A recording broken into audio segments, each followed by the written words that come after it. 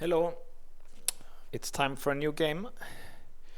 As you can see here, I have loaded up with several more games.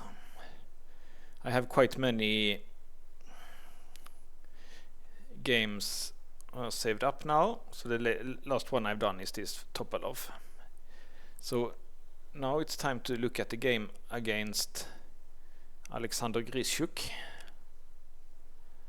Grischuk is about same age as me. He's maybe 40 now. He was a very strong player now back here in 2010. He was one of the best players. And he kept from maybe 2005 to maybe 2015, for maybe 10 years, he was world-class player, 2750, played several candidates tournaments. We will see a lot more from him. He's also a little bit of a legend because he's very funny, and he has like a big Russian accent, so he's quite often quite funny. So there's lots of memes, and he's a liked guy, and he's also have been known for like being the most handsome chess player.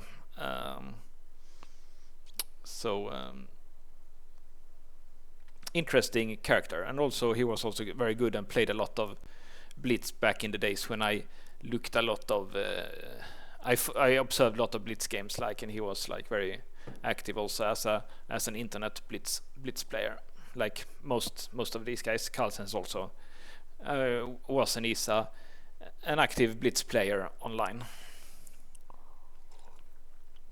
But now, of course, Grischuk married another chess player, Katarina Lakhnu, who I think also is a male grandmaster, like a grandmaster. So they have a lot of kids, and because of the Ukrainian invasion, like last year's, he hasn't been able to play very much tournaments, at least not big tournaments abroad, like all of the Russian players are pretty much sanctioned from playing internationally, obviously. So let's start at this game here. Magnus is playing white, and Grischuk, let's also get some computer analysis here, so get some help. Grischuk is playing the Spanish defense.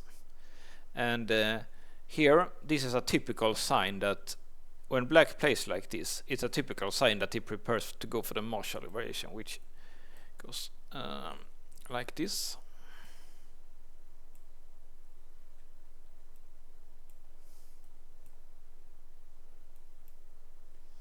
I believe this is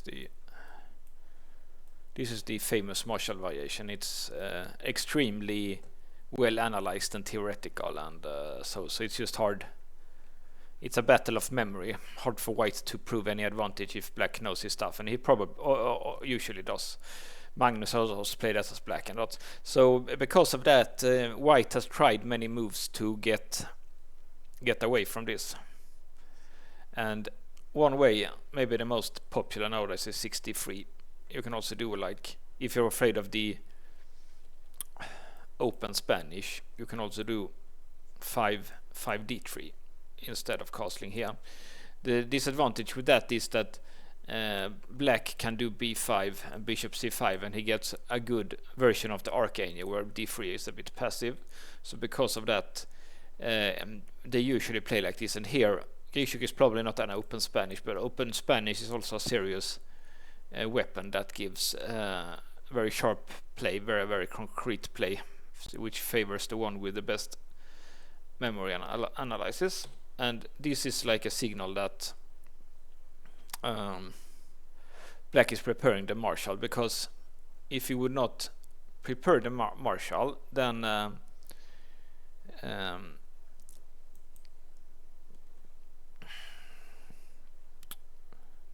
he might have done something else, basically. So here, Magnus doing 63. It's like the latest anti-Marshall try, and it has been popular for 10 years now, but it's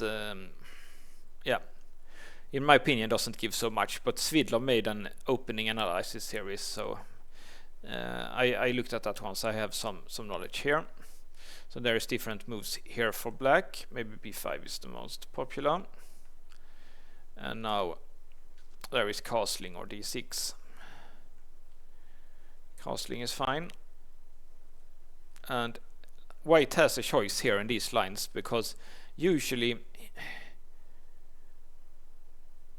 you don't do like c3, because again maybe d5, and so your plan is to play something like knight c3 and maybe go here with the knight and maybe develop the bishop here, something of another kind of development, or maybe knight c3, knight e2 and knight g3, something like that, and only then start with c3 and d4. It's a little bit similar to how they played Italian, that they postpone this d4 break.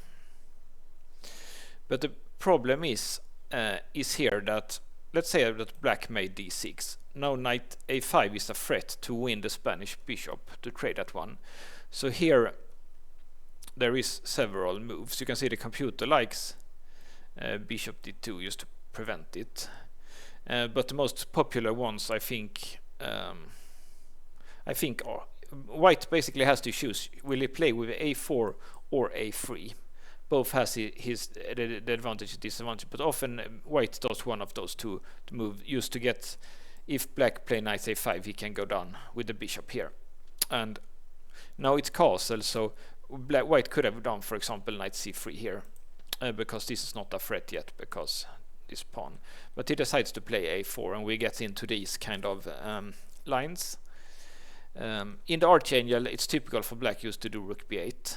I don't know this line so much, but it seems like b4 is also fine.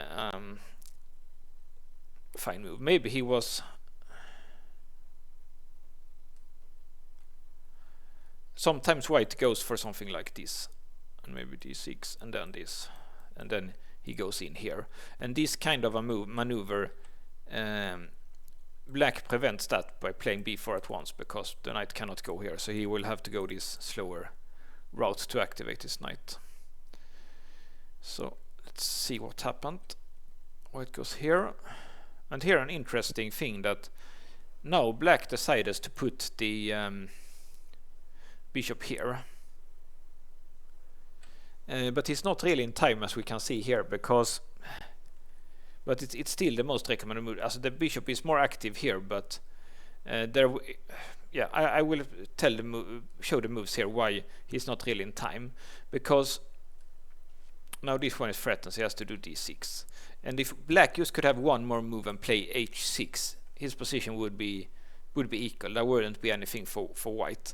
But now, because he didn't do that, and when the bishop is here, this pin is sometimes quite annoying, or even very annoying.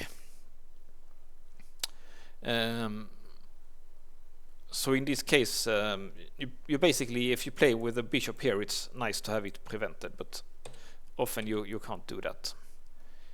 And so let's see how Grischuk handles this pin. One reason why it's annoying is because sometimes white can sack here. This one is very annoying to get rid of this this line, even if it's maybe not winning for white. Practically, this kind of a pin is very annoying for black. So, but he went here instead. That's also a fine move. And Magnus played here. That's logical to put the pressure here. And he has to take, I guess. Maybe could go here also. No. Okay, so this is a bit of a threat now, actually, because only way to defend, like if he goes there, this is a good move. He has to defend it, but then of course the structure is just, also this is just a disaster for this pawn structure. Is a disaster for black, basically. So apparently, even taking here, now you also threaten the fork is winning at once. So black basically had either to go back or take. So he chose to take. And here an interesting move, in my opinion, gf3. Magnus is signaling that he's wanting to play king h1, rook here, and start an attack on the king side. I think that's a very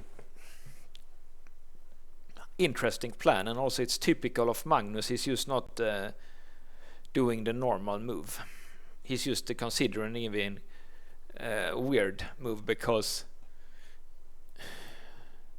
the normal thing would be to take care with the queen, basically. Just to not double your pawns, and this queen could also get quite active here on h3 or something like that.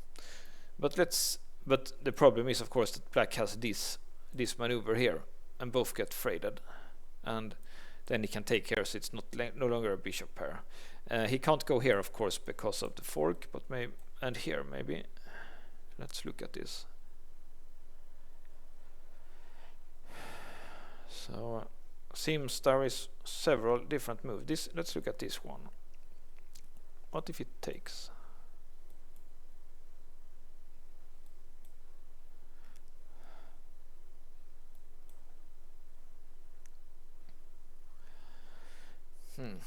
It looks dangerous, but computers think it works for black. Okay, interesting. If you go back, then the computer wants to harass the queen with this. It's a little bit interesting. It also defends the pawn, of course.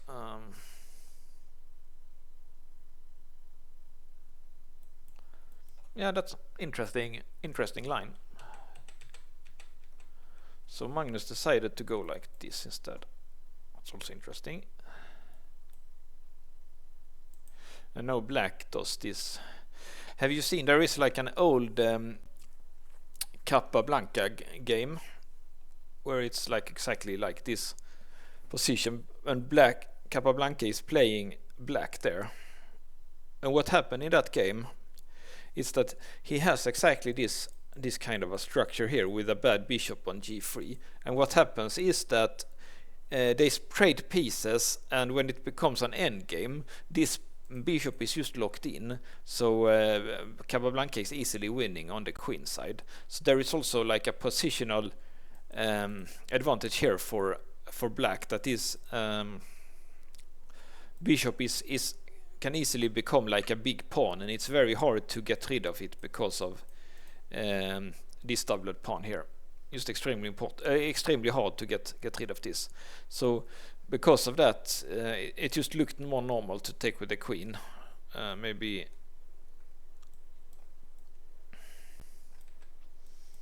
go back here would be something. Now at least you don't have this problem here with this bishop. You can always, when you want to, just play f2 and activate here if necessary.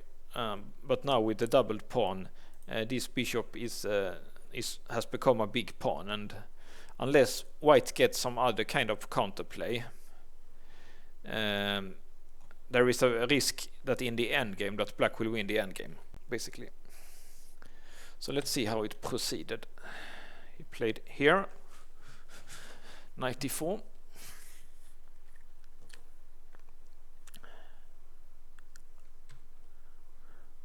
That's also a little bit of a weird move, knight h5, because we have kind of targeted this as a weak piece for white, so it doesn't make any sense for black to trade it, and not also to go here, which would be, if the pawn was here, then knight to f4 would be normal, and then bishop would take it. But now, because we have identified this piece as a big pawn, as a potential problem piece for white, this is a little bit weird. But as we see here, he never takes or go here. It's there must have been some other reason for this move, basically. So c3 here, taking the b file. I guess one of the plans with this is that when white goes here, then he wants to go here and try to trade it, I think. Or just go here just to block that knight f5. The knight f5 is often strong.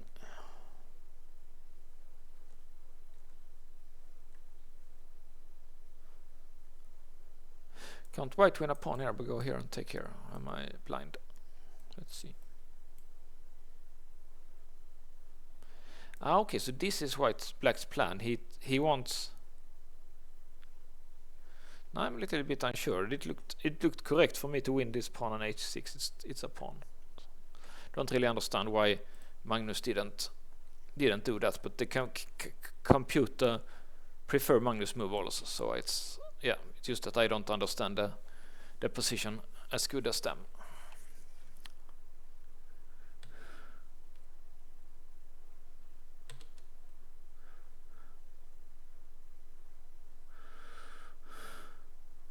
This maneuver here is a little bit surprising to me. I thought a little bit more logical maybe to do king g2 here and then break with h4 and try to like do something on the h file, because this play on the g file,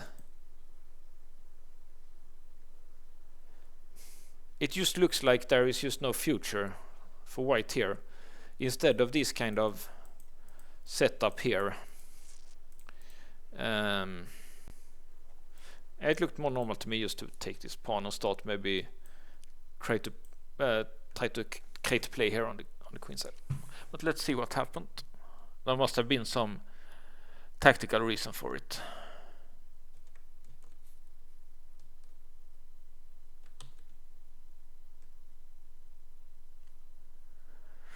Okay, here is the first inaccuracy of the game. Black has the chance to defend the pawn, and I'm pretty sure he saw that option, but he's decided to go h5 instead.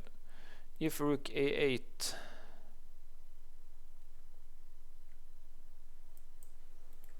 okay, so he can. I guess the reason is white can always go here and threaten it, so he wins that anyway. Okay, so let's see what happened. For some reason, I see.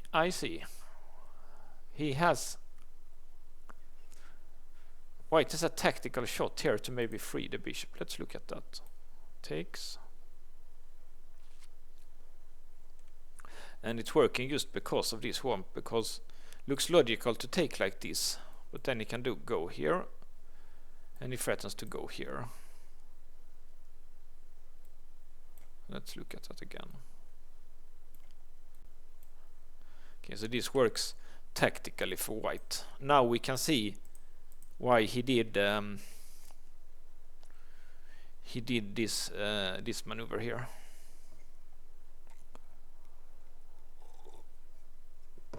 So if Magnus had seen this one, then this play is very justified. But yeah, I'm quite sure he didn't see this. Otherwise he would probably have played it. So if he takes here, if he takes with a queen, then he can do d4, because again back. And interesting, he wants to give up the bishop, this big pawn, and get the rook here to the king side with winning attack for white. Apparently this would have been great way to win the game for Magnus if he had seen it. Yes, apparently here, and also f4, getting to some stuff here.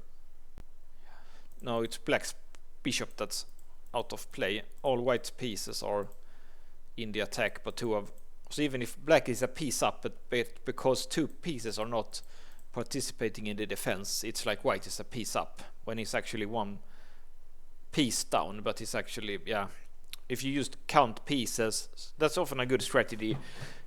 Don't count the pieces on the board, count how many pieces is part of the attack and defense, if you want to judge if an attack will break through or not.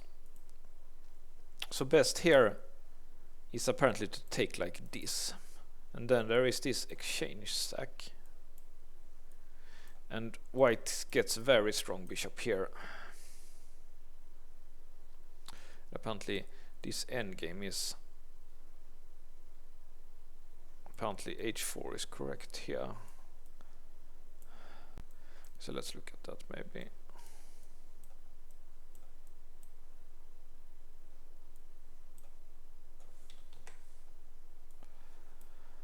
Okay, so something endgame like this, beautiful white pieces. Black's Rook is bad and his knight is back, so all white pieces are beautifully coordinated here. So that, yeah, it's a missed opportunity for Magnus here. But it's not so strange. I have been like talking, why don't you win that pawn? Like, it looks like it's a free pawn. I have been saying that like for 5 minutes now, so it's not strange that he also think about that I've thought about. And here Grischuk decides to win. The bishop is basically lost. Like, white could have saved the bishop by like h3.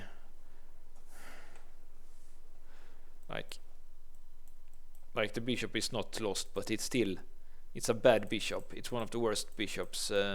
It's like that Capablanca game. This bishop is worthless, except it defends the king a bit. So let's see what happened.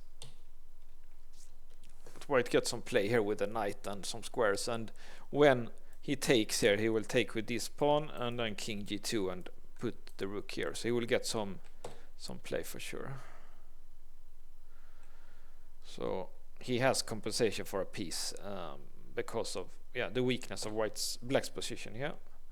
So this one was inaccurate. This was possible, but why can't you take it?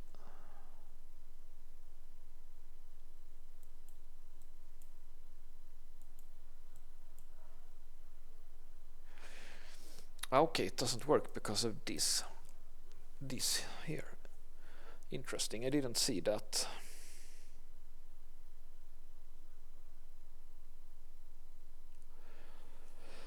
Interesting. Also, there was also this here, which also looks like winning because like this is not working. So yeah, so d4 was definitely possible because black couldn't take it. So best here would have been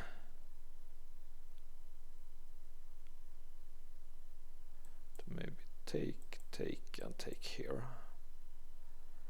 saving this bishop so the rook can't get in. Okay, so this would have been black's best chance here.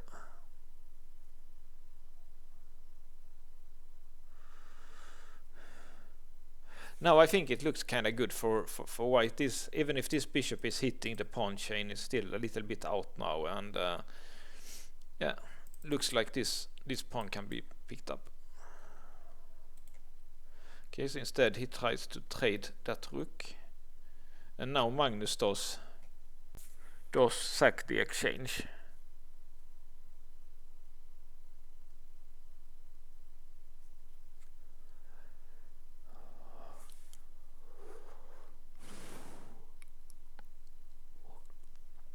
Yeah, it's logical, but he did it in the wrong order. He should have done that in another order by d4 and stuff.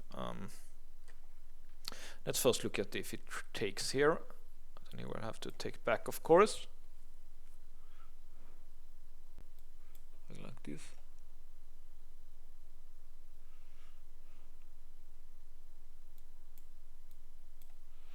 It's still a very complicated game here. Like, black will win this piece, but it will open lines for rook and bishop and lots of weak squares. The light squares are very weak, so yeah, it's an interesting game. But Magnus of course sees that he has some dynamic play, so that's why he's sacking on c5. Strangely, black took with the pawn, leaving this undefended. It looks better to take with this one positionally, so let's see what he would have done. Okay, then Magnus would have taken here. That's probably his idea. If it takes back, okay, then again it's this stuff here. It's winning. But if you do the same now, then you have this. So if this knight is not here, then that tactic works. Okay, so here he has to do something else, like go here.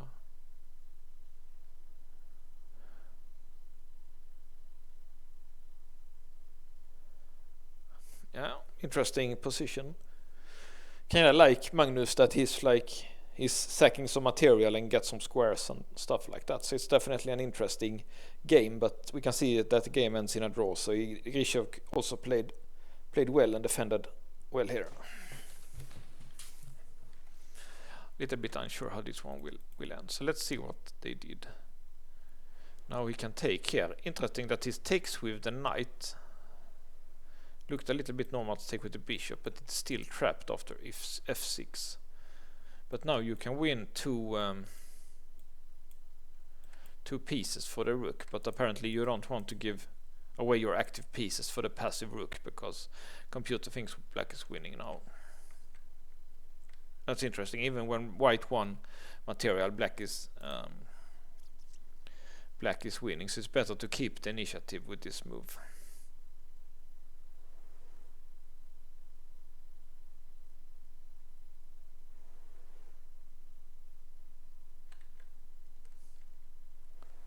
Okay, the computer has been analyzing this move. Yeah, again, it doesn't work because this knight bishop. It was I who analyzed it probably. Okay, so he took with the knight, kept some pressure, and here taking here with the rook was fine. Going here with the queen is inaccurate. I guess. Yeah, I guess.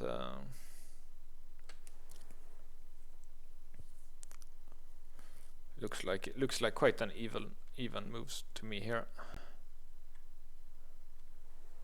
So if he takes here and here, that means here he must have some better move. No, it looks fine the way black played. But here white makes a mistake. Looks like f4 is best and bishop h4 is second best. So let's look at that one.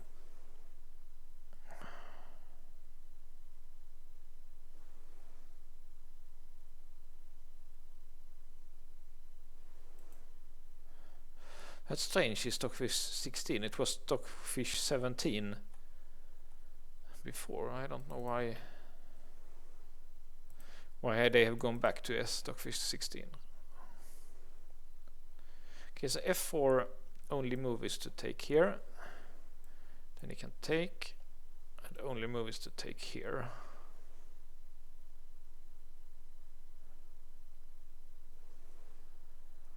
And this is under attack, so I have to go somewhere, maybe here or here or here. Looks like this looks best. Now this one is under attack, so you can do f6 or knight here or take here first.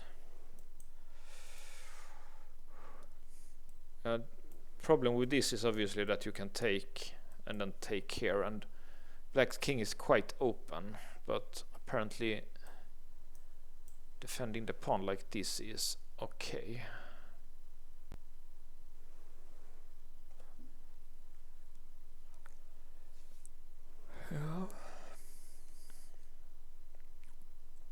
Yeah, it looks quite even. Here white has knight and pawn for a rook. An active knight, and this rook is a little bit stupid, has to defend here from the side. But if he, let's see, he takes here, then yeah, of course it's too dangerous to let white get in here with the queen. Okay, so it was also possible to do f6.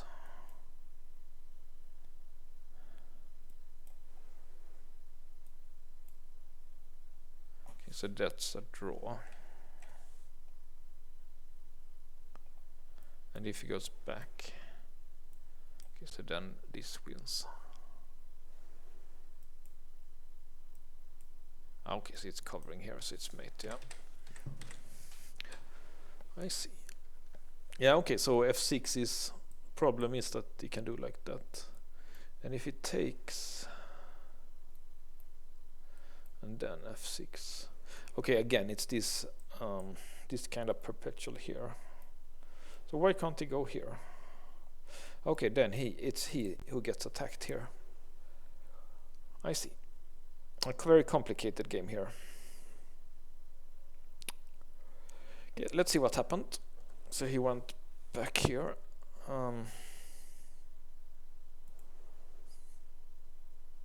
Yeah, that looks a little bit passive.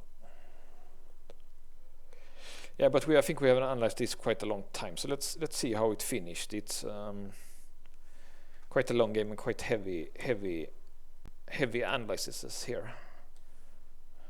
But let's just see the computer line here. Rook a3 was best. And then again f4 or bishop here.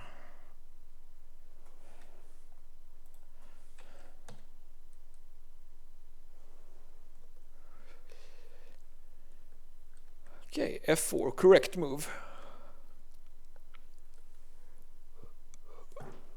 This didn't work for some reason. It's because of that.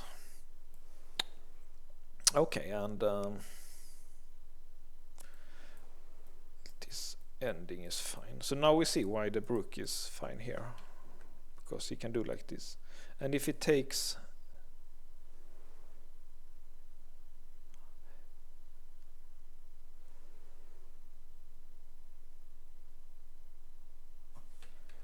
and if he would have taken, what was the problem here? Okay, then this is something.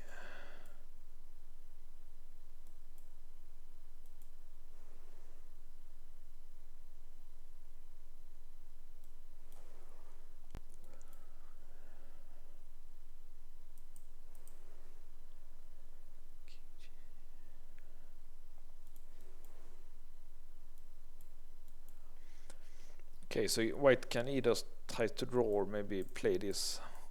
Yeah, it's, I don't know. Good. White has strong pieces at least here. Okay, so he did this one instead. That's also fine. Okay, now he has to take with the knight. Bishop take. Queen take. And knight here. Okay, and we get this draw that we have seen before, that if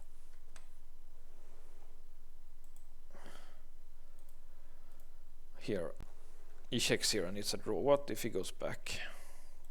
Okay, then okay, so this pawn is hanging and then everything on the king side is getting lost. So that's no option. And what if he goes here? Then again this one, and the fork is too strong. Okay, so it's a logical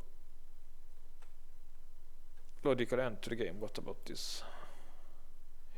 Okay, but it just looks wrong to book with a knight like that. So it's logical conclusion here of a very exciting game. And this, I didn't say that, but this is the was the fourth round of the Tal Memorial in Moscow, in what was played 12th of June 2012 between Carlsen and Grischuk.